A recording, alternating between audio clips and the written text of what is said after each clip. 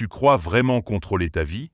Les décisions des autres, la météo, les imprévus, les critiques, tout cela t'échappe. Pourtant tu y réagis chaque jour comme si c'était toi qui tirais les ficelles. Et si cette illusion était justement la source de ton stress, de ta colère, de ta fatigue?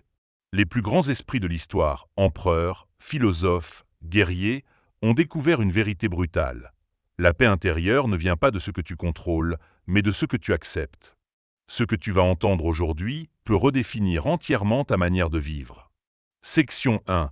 Maîtriser l'incontrôlable, la paix par le lâcher-prise. Tu t'es déjà retrouvé paralysé par quelque chose que tu ne pouvais absolument pas changer? Une décision injuste. Une remarque blessante. Un événement inattendu qui bouleverse tous tes plans. Tu veux lutter, tu veux reprendre le contrôle. Mais plus tu t'agites, plus tu t'épuises. Les stoïciens ont compris cela depuis plus de 2000 ans. La plupart de nos souffrances viennent de notre obsession à vouloir changer ce qui ne dépend pas de nous. Il y a deux mondes. Celui sur lequel tu as du pouvoir et celui que tu subis. Dans le premier, il y a tes actions, tes pensées, tes décisions, ton attitude. Dans le second, il y a l'opinion des autres, les événements passés, la météo, le comportement d'un supérieur ou les aléas de l'économie. Et la grande erreur que nous faisons tous, c'est de vivre comme si les deux se confondaient. Chaque fois que tu t'emportes pour un retard, que tu t'angoisses pour une mauvaise nouvelle, que tu rumines une critique, tu dépenses une énergie colossale dans une direction qui ne t'écoute pas. Tu t'agites dans un océan que tu ne peux pas dompter. Et pendant ce temps, tu oublies ce qui, réellement, dépend de toi. Imagine une journée de stress. Ton réveil sonne en retard. Tu cours. Tu râles dans les embouteillages. Tu arrives au bureau, tu subis la mauvaise humeur d'un collègue. Tu enchaînes les tâches avec de la tension dans la voix, du chaos dans la tête. Maintenant, imagine la même journée, mais vécue autrement. Tu te lèves tard, tu respires. Tu te dis, je ne peux pas changer l'heure, mais je peux décider d'avancer calmement. Dans le trafic, tu mets un podcast inspirant. Tu acceptes que klaxonner n'avancera personne. Ton collègue te provoque, tu choisis le silence, ou l'humour, ou même l'indifférence. Parce que tu sais que ta réaction t'appartient, pas son humeur. Lâcher prise, ce n'est pas abandonner. C'est concentrer toute ta force là où elle est utile. Ce n'est pas de la passivité. C'est de l'intelligence émotionnelle, une stratégie de puissance intérieure. Épictète disait « Ce ne sont pas les choses qui nous troublent, mais l'opinion que nous avons des choses. » Ce n'est pas la réalité qui te blesse, c'est ta résistance face à elle. Ton refus, ton envie que le monde obéisse à tes règles. Mais la vie n'obéit à personne. Le stoïcisme te dit ceci, arrête de vouloir tout maîtriser. Tu ne peux pas changer la pluie, mais tu peux ouvrir ton parapluie. Tu ne peux pas arrêter les jugements, mais tu peux renforcer ton estime. Tu ne peux pas contrôler le monde, mais tu peux gouverner ton esprit. La paix naît de cette distinction. Et plus tu la pratiques, plus tu gagnes une liberté nouvelle. Une liberté face aux circonstances. Une autonomie mentale. Mais alors, comment appliquer cela concrètement dans ta vie? Première étape, écris ce que tu redoutes, ce qui t'inquiète, ce qui te fait mal. Ensuite, trace 2 colonnes. Dans l'une, note ce qui dépend vraiment de toi. Dans l'autre, ce qui ne dépend pas de toi. Puis relis. Concentre-toi uniquement sur la première colonne. Oublie l'autre. Cela paraît simple. C'est révolutionnaire. Deuxième étape, chaque fois que tu ressens une émotion intense, ne réagis pas tout de suite. Respire. Compte jusqu'à 5. Pose-toi cette question. Est-ce que j'ai du contrôle sur cette situation? Si la réponse est non, laisse-la partir. Troisième étape, entraîne-toi au détachement actif. Ce n'est pas fuir, c'est canaliser. Par exemple, face à une critique, au lieu de répondre, tu peux analyser, tirer une leçon, ou simplement ignorer. Car parfois, le silence est plus puissant que 1000 justifications. Enfin, adopte une phrase clé, comme un mantra, « Je fais ce que je peux et j'accepte ce que je ne peux pas ». Répète-la dans les moments de tension. Elle est comme une ancre dans la tempête. Tu verras, plus tu appliques ce principe, plus ta vie devient simple. Tes journées gagnent en clarté. Ton esprit en légèreté. Et surtout, ton énergie se libère. Elle ne s'éparpille plus dans des combats stériles. Elle se concentre là où tu peux vraiment agir. Le lâcher-prise stoïcien, c'est un article. Un art de vivre, un art de résister, un art de gagner en sérénité sans devenir passif. Tu n'as pas besoin de contrôler le monde. Tu as besoin de te maîtriser, toi. Et c'est là que commence ta vraie puissance. Pourquoi est-ce que certaines personnes s'effondrent au moindre obstacle, pendant que d'autres deviennent plus fortes à chaque tempête traversée? Ce n'est pas une question de chance, ni même de talent. C'est un choix. Un regard. Une posture intérieure. Les stoïciens avaient une vision radicale. Toute difficulté est une opportunité déguisée. Pas une punition, mais un entraînement. Une salle de sport mental. Une forge pour le caractère. La souffrance, pour eux, n'est pas une ennemie. C'est une maîtresse exigeante, mais juste. Et quand tu acceptes cette idée, tu changes tout. Tu arrêtes de demander « Pourquoi ça m'arrive à moi ?» et tu commences à te demander « Comment est-ce que je peux grandir grâce à ça ?» Marc Aurèle écrivait « Ce qui fait obstacle à l'action pousse l'action en avant. Ce qui bloque le chemin devient le chemin. » C'est peut-être l'une des idées les plus puissantes du stoïcisme. Elle transforme chaque frustration en opportunité d'évolution. Un échec professionnel devient un appel à l'apprentissage. Une rupture devient un miroir de soi. Une critique devient un test d'humilité. Mais pour vivre cela pleinement, tu dois changer de réflexe. Passer de la plainte à la discipline. De la réaction à la réflexion. Et ça commence ici. Imagine un sportif qui ne s'entraîne que quand il fait beau, que quand il se sent motivé. Il n'ira jamais loin. Le vrai progrès, c'est quand tu continues à avancer, même dans le vent, même dans la douleur. Il en va de même pour l'esprit. Quand tu vis un moment difficile, tu peux choisir de le voir comme un entraînement à la patience, à l'endurance, à l'humilité. Tu perds un projet, entraînement à l'acceptation. Tu échoues à un objectif, entraînement à la résilience. Tu te sens trahi, entraînement à la lucidité. Et plus tu fais cet effort de conversion mentale, plus tu deviens inarrêtable. Les stoïciens ne niaient pas la douleur. Ils ne faisaient pas semblant que tout allait bien. Mais ils se demandaient toujours « Que puis-je apprendre de cela? Qui puis-je devenir grâce à cela ?» Voici une méthode simple pour appliquer cette philosophie. 1. Identifier l'obstacle. Sois précis. Qu'est-ce qui te dérange? Quelle est la source de la tension ou de la douleur? 2. Nommer l'émotion. Est-ce de la colère, de la peur, de la honte, de la tristesse? Mettre un nom sur l'émotion te redonne du pouvoir. 3. Chercher le sens. Demande-toi, qu'est-ce que cette situation peut m'apprendre? Qu'est-ce que je dois renforcer en moi pour mieux y faire face? 4. Créer un rituel. Tiens un journal. Chaque soir, note un défi du jour et ta réaction. Puis écris ce que tu pourrais faire mieux la prochaine fois. Ce simple rituel transforme chaque journée en leçon. 5. Visualiser les obstacles à l'avance. C'est une technique stoïcienne puissante, la préméditation des mots. Le matin, pense aux difficultés probables de la journée. Prépare-toi mentalement. Ainsi, quand elles arrivent, tu n'es pas surpris. Tu es prêt. Tu es déjà en mode entraînement. Ce regard transforme tout. Ce n'est pas de la magie, c'est de la pratique. Dans ta vie personnelle, les défis ne manqueront jamais. Mais ton interprétation change leur impact. Tu peux voir un problème comme un mur ou comme une rampe. Tu peux voir un revers comme une punition ou comme une leçon. Et plus tu choisis la deuxième lecture, plus tu construis une force tranquille. Ce regard, ce n'est pas de l'optimisme naïf. C'est du réalisme actif. Ce n'est pas nier les douleurs. C'est les intégrer, les transcender. Et c'est exactement ce que les stoïciens appelaient « vivre selon la raison ». Alors, la prochaine fois que tu vis un moment dur, rappelle-toi ceci. Tu n'es pas victime de la vie, tu es l'élève de la vie.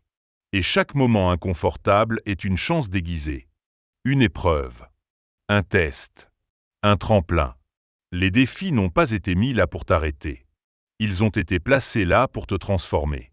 Combien de temps passes-tu à revivre le passé ou à anticiper l'avenir? Peut-être que tu ressasses une erreur que tu regrettes. Peut-être que tu t'inquiètes pour une situation qui n'est même pas encore arrivée. Et pendant ce temps, le seul moment où tu peux réellement agir te glisse entre les doigts. Les stoïciens appelaient ça la folie de l'esprit distrait. Ils disaient, le passé est figé, le futur est incertain, mais le présent, lui, est entre tes mains. Marc Aurèle écrivait, ne vis pas comme si tu avais des milliers d'années devant toi. La seule chose qui t'appartient, c'est cet instant. Quand tu penses à ça, c'est presque violent. Combien de décisions as-tu différées? Combien de moments as-tu négligés parce que ton esprit était ailleurs? Tu ne peux pas remonter le temps. Tu ne peux pas sauter dans l'avenir. Mais tu peux transformer ce que tu vis maintenant. Et c'est là que réside ton vrai pouvoir. Les regrets ne changent pas le passé. Les peurs n'évitent pas le futur. Mais l'action, ici et maintenant, crée ton avenir. Chaque fois que tu choisis de revenir à l'instant présent, tu reprends le contrôle. Tu redeviens vivant. Être présent, ce n'est pas être naïf ou détaché. C'est être pleinement engagé. Ce n'est pas fuir les responsabilités. C'est y faire face avec lucidité. Quand tu es vraiment là, tu peux écouter, réfléchir, aimer, créer. Tu cesses de vivre en mode pilote automatique. Tu reprends la barre de ta vie. Mais comment vivre le moment présent quand l'esprit part dans toutes les directions? Voici 3 clés stoïciennes. 1. La respiration comme ancrage. Quand tu sens ton esprit dériver vers le passé ou s'emballer vers le futur, arrête-toi. Respire. Concentre-toi sur l'air qui entre, sur l'air qui sort. Rien d'autre ne compte. C'est simple, immédiat, puissant. 2. Le rappel de l'impermanence.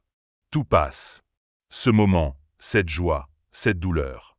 Rien ne dure éternellement. Alors vis-le, ressens-le, sois en conscient. Ce n'est qu'en réalisant que tout est éphémère que tu peux commencer à savourer ce qui est. 3. La pleine présence dans l'action. Quand tu fais quelque chose, fais-le entièrement. Que ce soit écrire, manger, parler ou marcher. Ne fais pas 1000 choses à moitié. Fais une chose pleinement. Cela demande de la discipline, mais cela change ta relation au temps. Souviens-toi, chaque fois que tu t'égares dans le passé ou l'avenir, tu rates une chance de transformer ta réalité. Les stoïciens ne rejetaient pas le souvenir ou la planification. Ils les utilisaient avec discernement. Mais leur énergie, leur sagesse, leur force, tout venait de leur capacité à se recentrer sur l'instant. C'est ici, maintenant, que tu peux choisir de pardonner. C'est maintenant que tu peux te remettre à un projet abandonné. C'est aujourd'hui que tu peux dire à quelqu'un que tu l'aimes. Pas demain, pas plus tard. Maintenant. Le moment présent est brutalement simple. Il ne ment pas. Il ne promet rien. Mais il est là. Entier. Disponible. Et tout changement, toute transformation commence à cet endroit. Alors la prochaine fois que ton esprit part en vrille, pose-toi une question. Qu'est-ce que je peux faire, maintenant, avec ce que j'ai, là où je suis? Tu verras. Cette question peut tout changer. Si aujourd'hui était ton dernier jour, comment vivrais-tu? Ce n'est pas une question morbide. C'est une invitation à la lucidité. Les stoïciens disaient souvent « memento mori », souviens-toi que tu vas mourir. Non pas pour t'effrayer, mais pour t'éveiller. La mort n'est pas un tabou pour le stoïcien. Elle est une compagne invisible. Un rappel silencieux. Une boussole qui te pousse à prioriser l'essentiel. Marc Aurèle écrivait « Tu pourrais quitter la vie à tout moment.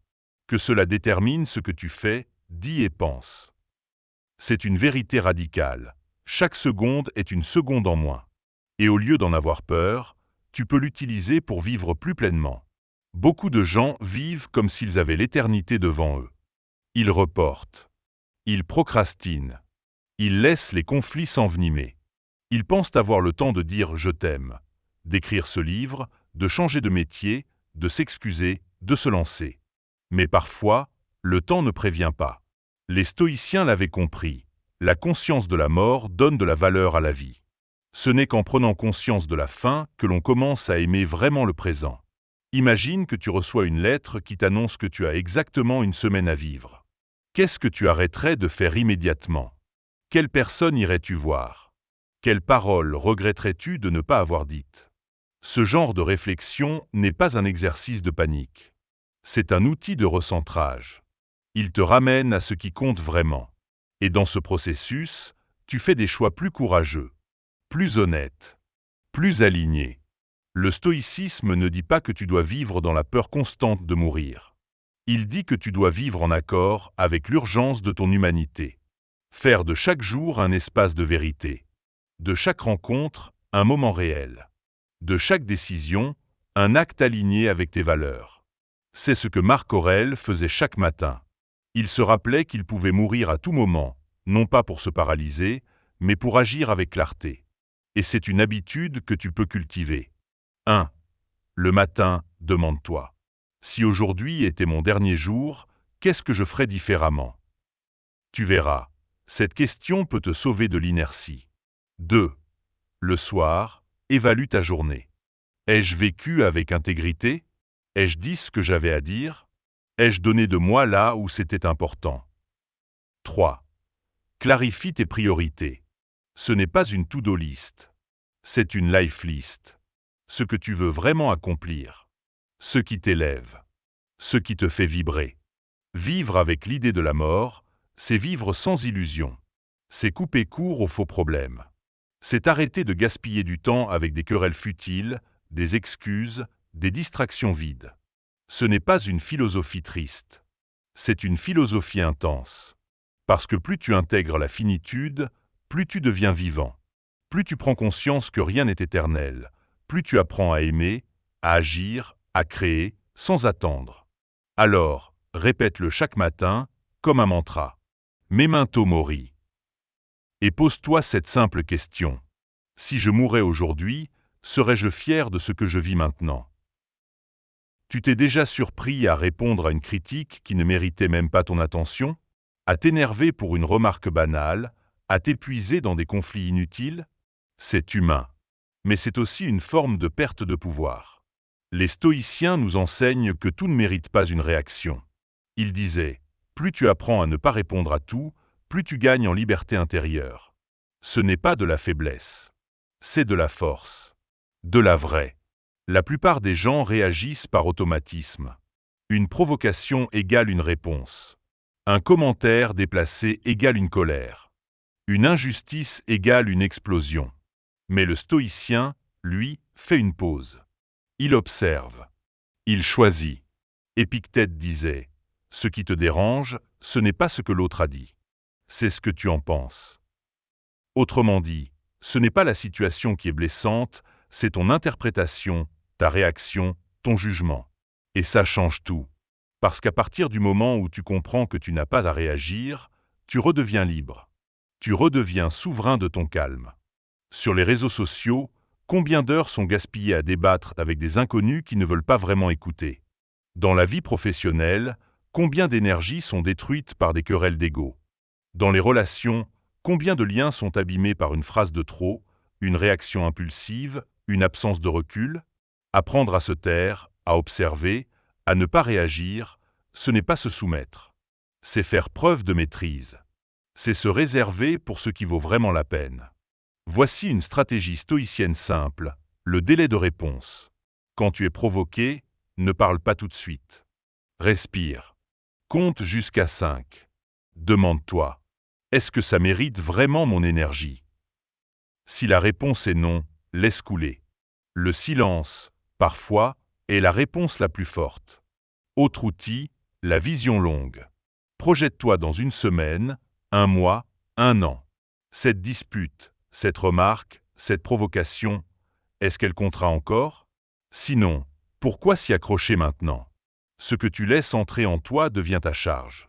Chaque mot que tu combats, chaque détail que tu veux rectifier, chaque coup que tu veux rendre, tout cela t'alourdit. Alors allège-toi. Un stoïcien ne fuit pas les conflits importants. Il choisit simplement ceux qui valent la peine. Il économise son énergie mentale. Il préserve sa paix. Être calme, ce n'est pas être faible. C'est être solide. C'est savoir qu'on peut répondre, mais qu'on choisit de ne pas le faire. Alors, la prochaine fois que quelqu'un tente de te déstabiliser, rappelle-toi. Ce n'est pas une obligation de réagir. Tu peux respirer. Tu peux observer. Tu peux avancer. Parce que ta paix vaut plus qu'un débat. Ton équilibre vaut plus qu'une vengeance. Et ta force, parfois, c'est ton silence. La douleur, quand elle frappe, semble toujours trop grande. Trop brutale.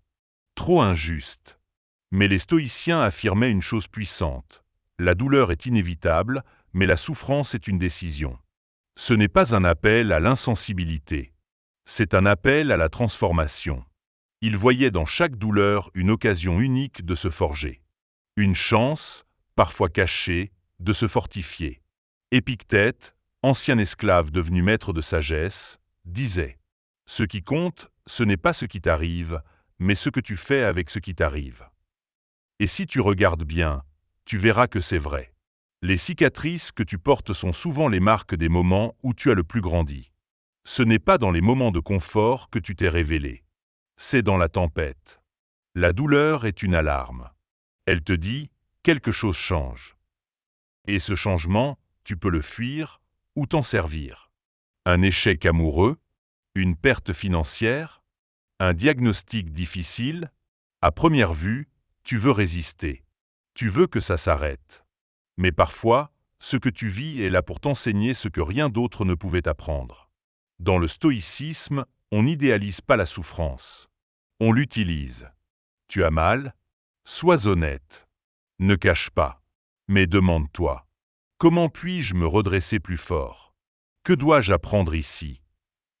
Marc Aurèle, qui a perdu des enfants, mené des guerres, vécu des trahisons, écrivait dans ses méditations. Si la douleur est supportable, supporte-la. Si elle ne l'est pas, elle te libérera. Mais tant qu'elle est là, fais face. C'est une sagesse brutale, mais libératrice. Tu peux souffrir, sans t'effondrer. Tu peux pleurer, tout en gardant ta dignité. Tu peux être brisé, mais rester debout à l'intérieur. Voici un exercice stoïcien, la visualisation négative. Imagine le pire. Pas pour te torturer, mais pour te préparer. Et dans cette préparation, tu découvres que tu es bien plus résilient que tu ne le pensais. Tu perds un emploi? Peut-être que cela t'ouvre à une vocation que tu avais ignorée. Tu vis une trahison? Peut-être que cela t'apprend à poser des limites saines. Tu souffres physiquement? Peut-être que cela te connecte à une force intérieure qui dormait. La douleur est un feu. Tu peux t'y brûler ou y forger ton être. Retiens cette phrase. Ce qui fait mal peut aussi éveiller. Et si tu veux aller plus loin, écris. Prends un carnet. Note ta douleur. Décris-la. Puis écris ce que tu veux en faire. Pas pour la nier. Pour lui donner un sens. Les stoïciens croyaient que l'âme se trempe dans les difficultés. Ils savaient que les plus belles qualités humaines, patience, courage, humilité, clarté, naissent dans la douleur acceptée, traversée, transcendée. Alors ne te juge pas pour ta souffrance, mais choisis ce que tu vas en faire. Parce que derrière la douleur, il y a souvent une force que tu n'aurais jamais osé imaginer. Combien de choses n'as-tu pas faites? Simplement parce que tu craignais ce que les autres allaient penser. Combien de projets ont été abandonnés, de paroles tues, de rêves étouffés, à cause du regard d'autrui? Les stoïciens nous ont transmis une vérité tranchante. Le regard des autres ne t'appartient pas. Et vivre pour plaire, c'est renoncer à ta propre liberté. Marc Aurèle disait « Cesse de te soucier de l'opinion des autres, car eux-mêmes sont trop occupés à se soucier d'eux-mêmes. » Une phrase simple, mais bouleversante quand on y pense. Tu passes tant de temps à vouloir être aimé, accepté, compris. Mais la réalité, c'est que la majorité des gens ne pensent pas à toi autant que tu l'imagines. Ils sont préoccupés par leurs propres doutes, leurs propres apparences, leurs propres luttes. Alors pourquoi leur donner autant de pouvoir sur ta vie? Le stoïcien, lui, revient à l'essentiel, ce qui est sous ton contrôle. Et l'opinion des autres n'en fait pas partie. Ce que pensent les autres de toi ne définit pas ta valeur. Ce qu'ils disent ne reflète que leur propre perception, leurs limites, leurs projections. Bien sûr, tu peux écouter, apprendre, t'ajuster, mais jamais te trahir. Voici une règle d'or. Si tu ne vis pas ta propre vérité, tu vivras la vie que d'autres auront dessinée pour toi. Et ce jour-là, ce ne sont pas les critiques qui te feront le plus mal. Ce sera ta propre voix intérieure qui te demandera « Pourquoi t'es-tu tu? Pourquoi n'as-tu pas osé ?» Le stoïcisme ne dit pas d'ignorer tout le monde. Il t'invite à discerner qui mérite vraiment ton attention, qui vit selon les principes que tu respectes. Si la réponse est « personne », alors pourquoi accorder tant d'importance à leur jugement? Un bon exercice stoïcien consiste à se projeter en fin de vie. Si tu regardais ta vie en arrière, te féliciterais-tu d'avoir vécu selon les attentes des autres? Ou aurais-tu préféré suivre ta propre voie? À chaque fois que tu te retiens à cause du regard extérieur, rappelle-toi cette phrase. Le prix à payer pour être aimé de tous, c'est de ne plus être soi. Et ce prix-là, il est trop élevé. Agis selon tes valeurs. Vis avec intégrité. Assume tes choix. Et si certains ne comprennent pas, ce n'est pas grave. Car tu ne vis pas pour leur approbation. Tu vis pour ta cohérence. Tu te dis peut-être que ta vie serait meilleure si tu avais plus d'argent, plus de reconnaissance, plus de confort, plus de succès. Mais les stoïciens posaient une autre question. Et si tu avais déjà tout ce dont tu as besoin pour être heureux? La gratitude n'est pas une émotion passive. C'est un entraînement mental, un choix de regard. Et dans ce regard, il y a une puissance immense. Épictète disait « Ce n'est pas la richesse qui rend heureux, mais la capacité à voir la richesse dans ce que l'on a. » Pourquoi? Parce que l'esprit humain a une tendance dangereuse, l'adaptation hédonique. Une fois que tu obtiens quelque chose, tu t'y habitues. Tu l'oublies. Tu veux autre chose. Et tu recommences le cycle. Encore et encore. Mais le stoïcien, lui, s'arrête. Il regarde ce qu'il a. Et il décide de l'honorer. Regarde autour de toi. Ce toi qui t'abrite. Cette personne qui t'écoute. Cette respiration qui t'anime. Combien de gens donneraient tout pour cela? Et pourtant, tu passes à côté, parce que ton regard est tourné vers ce qui manque. La gratitude radicale, ce n'est pas ignorer tes ambitions.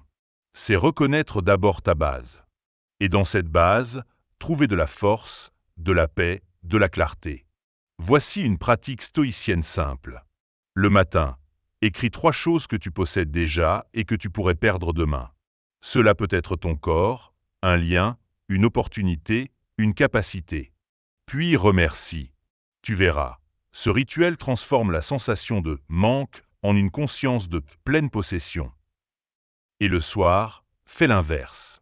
Qu'est-ce qui s'est passé aujourd'hui qui mérite d'être célébré? Pas besoin d'un miracle.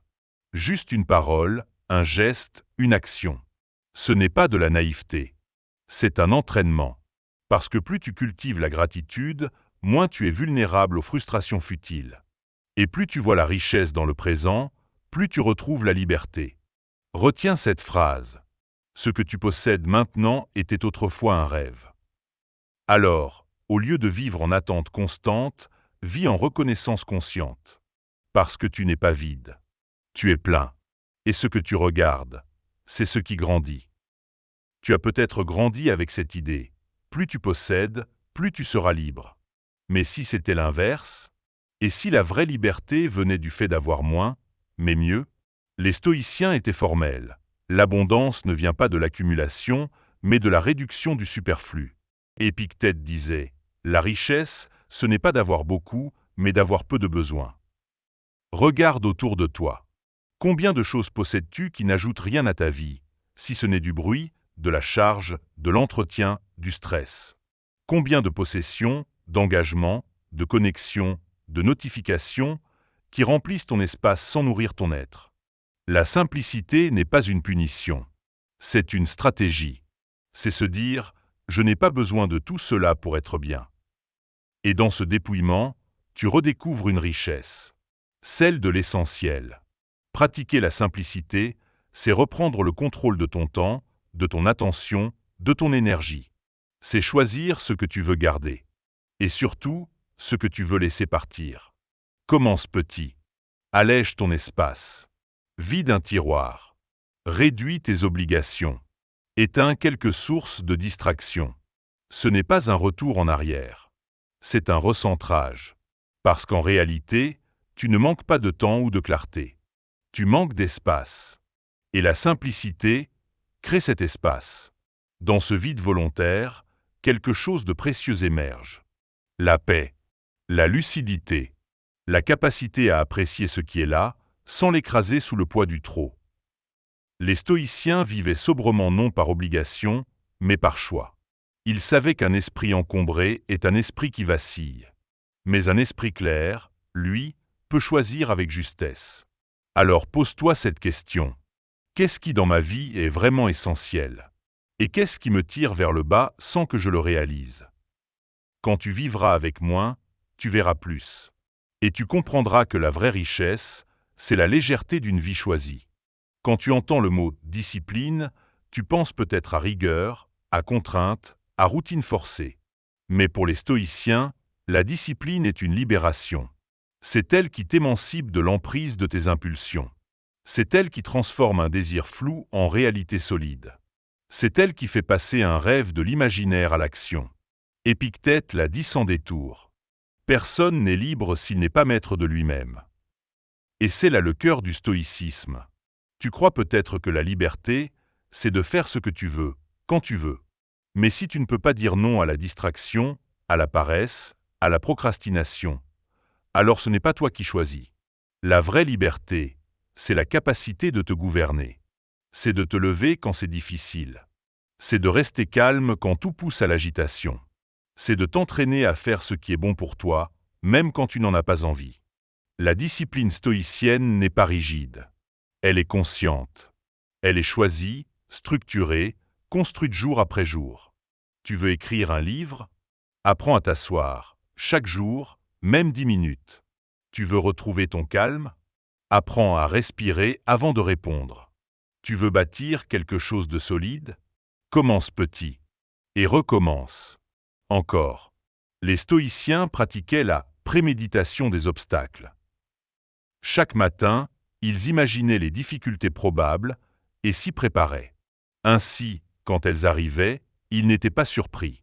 Ils étaient déjà prêts. La discipline n'est pas un carcan. C'est une rampe, un chemin, un fil conducteur qui t'ancre dans tes valeurs. Et plus tu avances, plus tu te rends compte. Ce n'est pas une privation. C'est un choix de grandeur. Alors pose-toi cette question. Quelles petites actions quotidiennes pourrais-je renforcer pour devenir plus libre dans ma vie? Car chaque fois que tu choisis la discipline, tu t'offres un cadeau. La possibilité d'être pleinement acteur de ta destinée. Tu as sûrement déjà entendu des discours puissants, inspirants. Mais combien de ces paroles étaient suivies d'actions cohérentes? Les stoïciens l'ont toujours martelé. Parler est facile, incarner est rare.